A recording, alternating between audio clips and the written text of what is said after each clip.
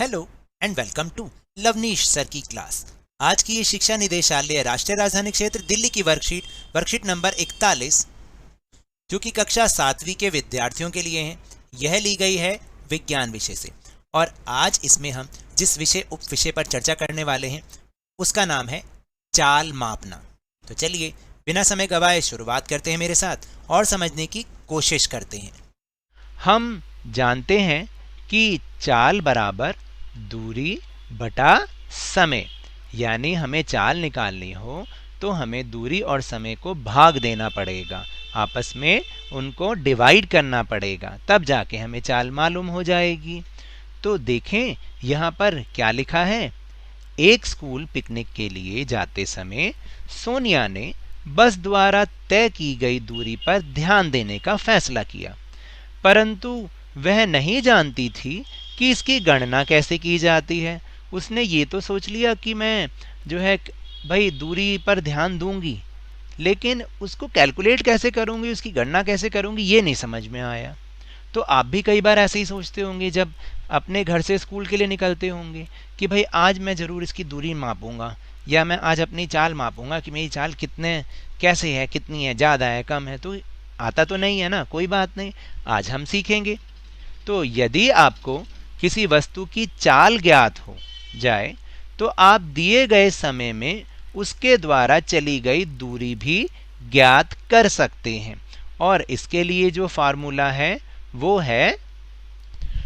है दूरी बराबर चाल गुणा समय। यानी अगर हमें चाल पता है और हमें समय भी पता है कि कितने समय में हम कैसी चाल चले, तो हम उसकी दूरी बड़ी आसानी से निकाल सकते हैं। यानी दोनों को आपस में गुणा कर देंगे तो दूरी आ जाएगी। आप यह भी ज्ञात कर सकते हैं कि दी गई चाल से चलने वाली कोई वस्तु किसी दूरी को कितने समय में तय करेगी। यानी देखिए, एक हमारे को तीनों चीज़ें दे रखी हैं और तीनों चीज़ों से हम एक दूसरे की चीज़ों का पता लगा सकते हैं। जैसे समय अगर निकालना होगा तो हमें क्या करना पड़ेगा, दूरी और चाल को आपस में क्या करना पड़ेगा, भाग करना पड़ेगा। तो फॉर्मूला बन गया समय बराबर दूरी बटा चाल। आई बात समझ में। तो आपने स्कूटर मोटरसाइकिल के डैशबोर्ड पर एक मीटर भी देखा है ना। आपके घर में भी स्कूटी तो है ही, या मोटर बाइक भी होगी, तो आपने जरूर देखा होगा। अगर नहीं भी है तो कोई बात नहीं, किसी और के घर में होगी या कभी बाहर आपने देखा होगा, उसके जो डैशबोर्ड पर एक मीटर देखा होगा। इसी तरह से अन्य वाहनों जैसे कार, बस के डैशबोर्ड पर भी मीटर देखे जा सकते हैं। मीटर के एक कोने पर लिखा होता है km बटे h, यानी किलोमीटर बटे आवर, किलोमीटर प्रति घंटा हिंदी में कहते हैं, लिखा होता है। इसे चाल मापी यानी स्पीडोमीटर यंत्र कहते हैं। क्या कहते हैं, चाल मापी यानी कि स्पीडोमीटर यंत्र कहते हैं। चाल मापी यंत्र किसी भी वाहन की गति को किलोमीटर प्रति घंटे में रिकॉर्ड करता है।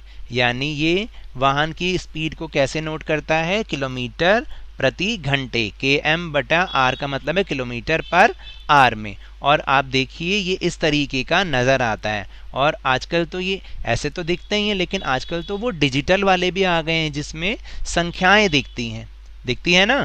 तो चलिए आगे देखते हैं। इसमें एक अन्य मीटर भी होता है जो वाहन द्वारा तय की गई दूरी को मापता है, और इस मीटर को हम पथमापी यानी ऑडोमीटर कहते हैं।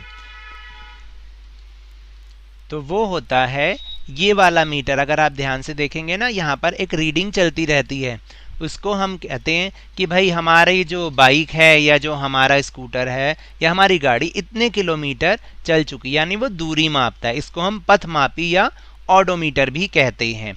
तो चलिए अब नीचे कुछ खाली स्थान दे रखे हैं, उनको भी इस वर्कशीट में अभी तक जो हमने पढ़ा उसकी समझ के अनुसार भरने का प्रयास करें।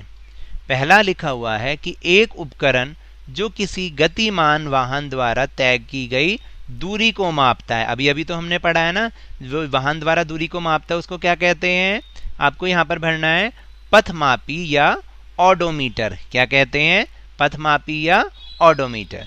फिर उसके बाद लिखा हुआ है कि चाल मापी यंत्र किसी गतिमान वाहन की गति को किस चीज में नापता है। अभी तो हमने ऊपर पढ़ा, वो नापता है किलोमीटर प्रति घंटा में, जिसको हम km/h भी लिखते हैं। तो उत्तर हुआ किलोमीटर प्रति घंटा। फिर तीसरा जो प्रश्न है वो है, तीसरा खालिस्तान, वाहन द्वारा तय की गई दूरी। अब याद करो, अभी अभी हमने बताया था आपको दूरी कैसे निकालेंगे। तो डैश गुना समय, तो डैश में आएगा चाल गुना समय, यानी दूरी निकालनी हो तो चाल और समय को आपस में गुना कर दो। और चौथा है समय अगर निकालना हो तो क्या करेंगे, दूरी और चाल को आपस में भाग कर देंगे, यानी दूरी बटा चाल। तो ये तो थी आज की वर्कशीट। अगर मेरे इस तरह समझाने से आपको थोड़ा सा भी समझ में आया हो तो इस चैनल को ज़्यादा से ज़्यादा सब्सक्राइब कीजिए, लाइक कीजिए और बहुत ही ज़्यादा शेयर कीजिए। और मेरे साथ खेल खेल में इसी तरह वर्कशीट को समझते रहिए, लेकिन ध्यान और मन लगाकर ज़रूर पढ़ते रहिए। धन्यवाद।